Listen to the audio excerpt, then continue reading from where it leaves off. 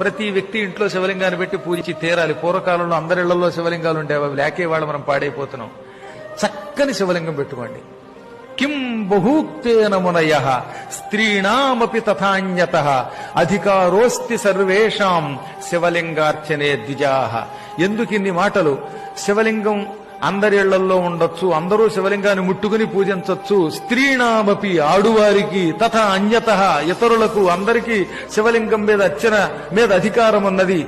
మీ ఇళ్లలో అధికారం ఉంది గనక శివలింగం పెట్టుకు పూజించండి. శివలింగం ఇంట్లో ఉండకూడదని ఎవడన్నా చెబితే వాడిని శవంతో సమానంగా చూసి అవతలకి గెంటేయండి అని నందీశ్వరుడు శివపురాణంలో ఋషులకి చెప్పాడు. ఈ శ్లోకం శివపురాణంలోది. కాబట్టి అందరిళ్లలో లింగం ఉండాలి. ఇళ్లలో ఉండి తీరాలి తప్ప ఆ గుళ్ళోకి వెళ్లి మనం ముట్టుకోవడానికి దానికి నియమాలు ఉంటాయి. అక్కడ అర్చకులే పెడతారు. కానీ నీ ఇంట్లో నువ్వు లింగం పెట్టుకుని పూజించవచ్చు. అలా ఉండి తీరాలట.